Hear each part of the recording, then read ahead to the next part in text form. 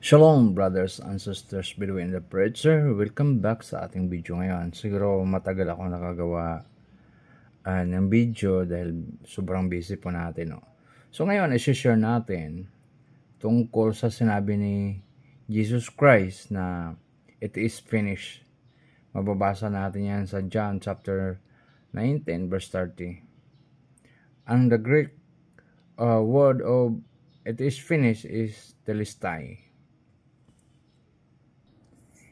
In John chapter 19 verse 28, na sinabi ng Panginoon na it is finished.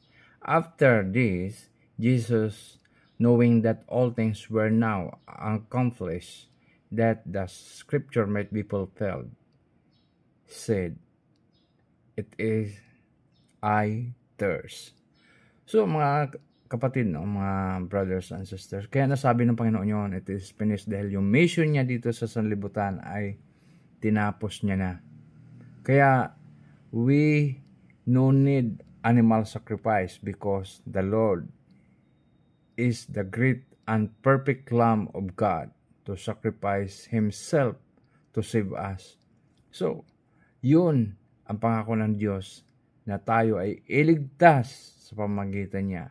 Kaya hindi na natin kailangan na mag-animal sacrifice pa, saktan natin sarili, magkatay ng mga sacrifice animals.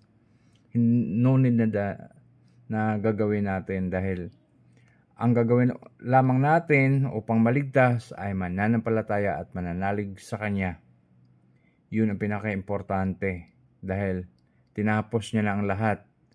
Kaya hindi mo na kailangan kung ano pang gagawin mo. Ang gagawin mo, sundin mo ang banal na kasulatan na nasusulat sa Biblia. Mula Genesis hanggang Revelation ay may pangako ang Diyos para sa ating kaligtasan. So mamuhay ng tapat, ng totoo at mananampalataya sa Diyos sa pangalan ni Jesucristo na ating Panginoon.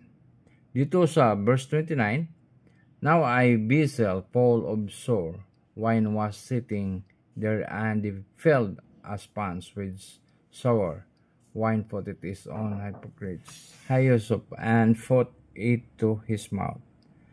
In verse 30, "So when Jesus had received the sour wine, he said, It is finished. And bowing his head, he gave up his spirit." So, ang lahat ng plano ay natupad at nangyari dahil mahal tayo ng Diyos. So, kung ikaw ay mananampalataya at mananalig sa Diyos na outside of Jesus Christ, you have no salvation. Yun po ang tandaan natin. Jesus is the way, the truth, and the life. No man comes unto the heaven but Jesus Christ. So, simple lang ang pagsunod sa Diyos sa pamamagitan ni Kristo. Iwanan lahat ng kasalanan, repent and be saved in the name of Jesus Christ. Dahil maraming nahihirapan na sumunod sa Diyos dahil ang kanilang mga gawa ay full of evils, no? Hindi nila matanggap na sumunod sa Diyos sa pamamagitan ni Kristo dahil ang kanilang mga gawa ay ayaw mahayag sa kaliwanagan ng Panginoong Jesucristo. So brothers and sisters, keep our faith in God through Jesus Christ our Lord. Shalom and God bless everyone.